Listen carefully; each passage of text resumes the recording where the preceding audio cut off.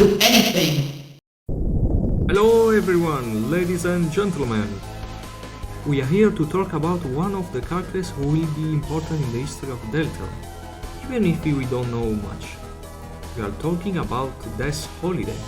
Make yourselves comfortable, because in the video a theory about this character will be exposed. Enjoy! For those who don't know, DESS Holiday is Noelle's older sister and other daughter of Rudolph Holiday and mayor of the city of hometown. From what we understand, she was quite protective of her sister and was sporty.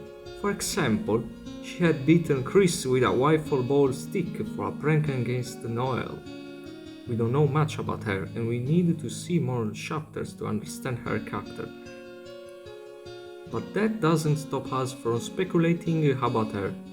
Let's start with his presence. DESS is alive or dead? From the way we talk about it, DESS is either dead or missing. Noelle often talks to us about the episodes with DESS, but she is nowhere to be found, and when she talks about it, we understand that something bad happened to her. For example, when in the hospital Kris with Susie inspects an angel doll and Ulrich mentions that it was made by Noelle and DESS, and Susie acts upset. You might think DESS is dead, but there are some clues that shows she's missing. 1. First of all, we don't have any graves where DESS' name is written, which is strange, especially considering that she is the mayor's daughter. 2. During the Spamton event, Toby left a post, "I found her," which hints at the fact that the DESS might be alive, because DESS can't get out of the dark world. If DESS is lost, where could be? First, Noelle in the second chapter talks about the fact that when she was little she played with DESS. Kris and Euvier in the southern part of town, near the trees. You know, there is the bunker, with Gaster slowed down host, and the second chapter shows how Kris is afraid of it. So, it's possible that DESS' disappearance traumatized him. And not only that. If we go to the police station, we discover that Asgore was chief of police, but he was fired, and as soon as we go to read the reasons, it's as if Kris froze and didn't want to continue. It's possible to hypothesize that perhaps Asgore was murdered by the mayor herself, who we remember is the mother of Noelle and DESS. For a DESS disappearing and not be able to solve it, some players have infiltrated game files and have found unused files, and among them was one of a person asking for help. And you know the curious thing? In Japanese, file is written with feminine connotations, and it's likely that it could be a female character, in this case DESS. Also, Spamton in the conversation with him in his message says words very similar to those contained in the message, and says that they seem to refer to as little strange. Why DESS can't escape from the dark world? From the previous points, it would therefore appear that DESS has disappeared, and that she may have ended up in a dark world and doesn't know how to get out. And then one can ask why she is locked up and cannot get out. To try to explain this point, we have developed a theory to explain this. Let's start with the fountains. In the second chapter, we discover that all the Lightners can open the fountains. Kris succeeded and Birdie was about to succeed, but another question arises. That is, can all the Lightners close the fountains? Our answer is yes and. We believe that only human souls are capable of closing the fountains, while monsters are not. In support of this, ralsei himself says it in the first chapter, and until now we have seen that closing the fountains always took Kris' soul and never that of Susie or ralsei. So, based on this, we came to the following conclusion. All Lightners can open the fountains, but only humans can close them. And also closing the fountains leads whoever does it to exit the Dark World. And we saw this when Kris and Susie from the two Dark Worlds using Kris' soul, therefore you can only escape from the Dark World by closing the fountains. The only exception to the rule is ralsei Castle, where you can enter and exit as you like without closing the fountains. All this to say what? That, in my personal opinion, DESS may have found herself locked in a dark world, and being monster she can't get out because she's not human. Now in the second part, I led the world to a friend that helps with do this very clever and proudly video. Now, my friend Euvier started to talk about the second part. Let's begin.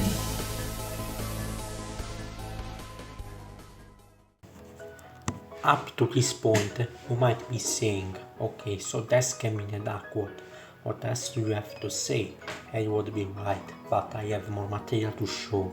As mentioned before, DESS is in a dark world. I can't get out of it, because she's not human. So how can she get out of it? If you have been following my theory carefully, perhaps you have already understood. It's Kris. Kris is able to see the fountains and consequently get people out of the dark world. And then we understand that he is indirectly connected to the night, and that he is hiding something. Not a clue in favor of the fact that DESS uses Kris as a possible means to escape from dark world is the hidden message from DESS, which is repeated by Spamton and which he says refers to Kris. Is it possible that Kris is part of DESS' plan to free herself from detection? Besides Kris, there is another person we can take into consideration, Noelle, DESS' younger sister. But before moving on, it would be better if we introduce two elements connected to each other, the figure of the angel and the audience. I will to prepare, because this is the most delicate and difficult part to deal with. So, if you have to be careful when playing Deltarune, you will remember that the figure of the angel is often mentioned on the surface. It seems to be the object of veneration of a religion very similar to Christianity. After all, the same church that we see in the game as the symbol of the angel. The Kris and Noelle's families are very believers in this. So we can understand that on the surface the figure of the angel is well seen and is on the same level as the Jesus Christ of your world. But in the dark it is exactly the opposite.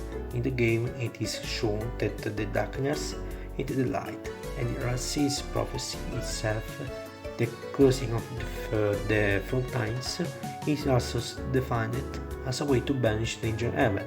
Now, if there are too many fountains, there is a risk of roaring, as the balance between light and darkness is broken. At least to say what? This is to say that in addition to a human soul that can free her, DESS also needs someone powerful enough or is capable of destroying the dark world in which she has been locked up. And that someone is none other than the angel, and that the angel is Noelle herself. How can I tell that Noelle is the angel? There are the following evidences. 1. Her design shows that she has the appearance of an angel, and the game itself really loves to put clues that she is the angel, or related to it, like Spamton calling Noelle an angel, Noelle saying that she wants to grow angel wings, Noelle's family being very religious, and the puppet that Noelle and DESS built at the hospital. 2. The fact that the audience are very religious, believe in the figure of the angel, that they are associated with Christmas, a typically Christian holiday, and that the Christianity of this world is centered on the angel, reinforces the idea that Noelle is the angel, and that DESS is behind it. And the curious thing is that Noelle herself says that DESS would have taken her white hair to reach heaven, a typically Christian concept linked to heaven. After we will return to the thing about heaven. 3. Another clue to this is the hidden letter in Toby's latest announced letter, where Noelle talks about how when she was little, DESS helped her win snow angel competitions and get big wings, and how Noelle wishes it would always snow. It may be a clue that Noelle is the angel, and that for DESS she is a means to the roaring plan. There is another interesting evidence. In the past, Toby has made some music not related to Deltarune, and among these there is Nightmare Night. Well, on the internet someone pointed out how it is very similar to various Deltarune hosts, and among these there is Lost Girl and Finder. Is this proof that DESS has something to do with the night, and that the host mentioned could return to Deltarune? Having said that, let's take into consideration the plot of the second chapter, to give it an interpretation like with your theory. The Queen kidnaps Noelle because she thinks she is very strong, and because she would like to create a heavenly world for Noelle. Note that the Queen herself, when she tells Noelle to choose a happy world, for a moment seems to glitch like Spamton when it tells the messages of the person locked up. Could it be DESS who controls the Queen? No. In my opinion, it is possible that the pacifist Noelle comes to detach herself from the influence of the night, in this case DESS, and becomes free to choose her destiny, while in the snuggler we see that due to the idea of becoming strong, Noelle will lose her free will, as she becomes a puppet in the hands of the player and Kris, which may perhaps have been decided by DESS for the plan to make her sister strong. Then another proof of the fact that DESS is behind all this is the fact that ralsei defines the idea of roaring as a false paradise. And if we want to believe to the idea of DESS being the night, we can say that after all, the oldies are a family very closely related to the figure of the angel, like the fact that the oldies are inspired by Christmas, or Noelle that is connected to the angel, and the fact that the oldies believe in the angel.